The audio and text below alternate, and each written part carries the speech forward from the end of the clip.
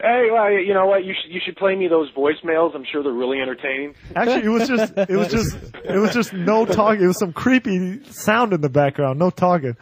A lot of heavy breathing. Yeah, it sounded like somebody beating off. I was thinking about you guys. So we want to talk about some of your archived items you have here. Some of the interesting. All right, ones you man, have. ask away. So Matt J has a couple topics here he's interested in. Yeah, I was wondering. You said you had. I'm sorry. You said that you wrote.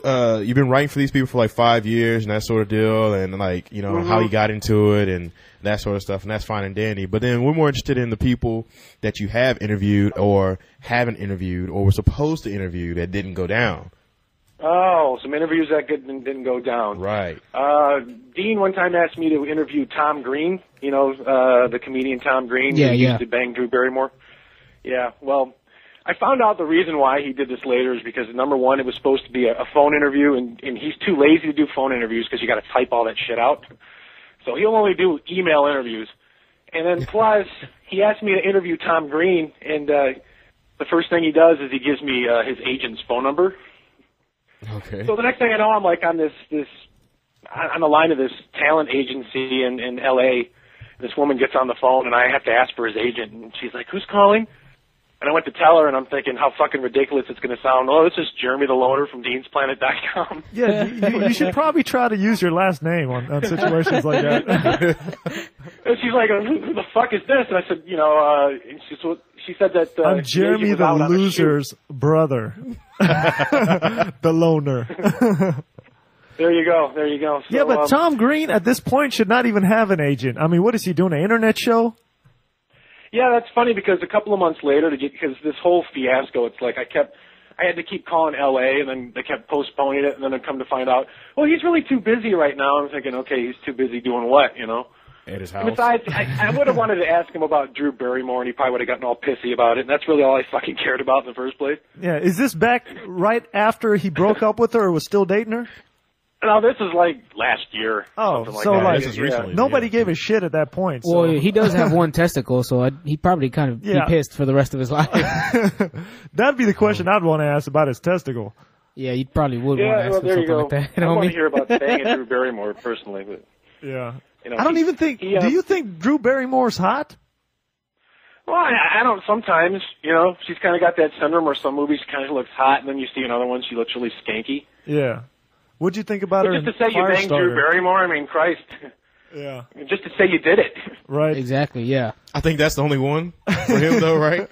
What? Is that the only one for him? Yeah. I did Drew Barrymore. Oh, yeah? That was good? Yeah. Yeah, Tom anybody Green, else? That's probably why Tom Green banged her. I mean, Tom Green's an ugly motherfucker. I mean, sorry I got to say. even with him, though. How'd you do that? A couple of months later, I called into his internet radio show. I'm about 9 beers in at this point, and he had that flamboyantly gay guy, Ross the intern from Tonight Show, was on. Yeah. Right. Yeah, and so of course I call the number that's on the website, not expecting to get through, and some guy answers right away, and he asked me what I want to talk about, and like that question hadn't occurred to me, so I'm like, I don't know. So he hung up on me.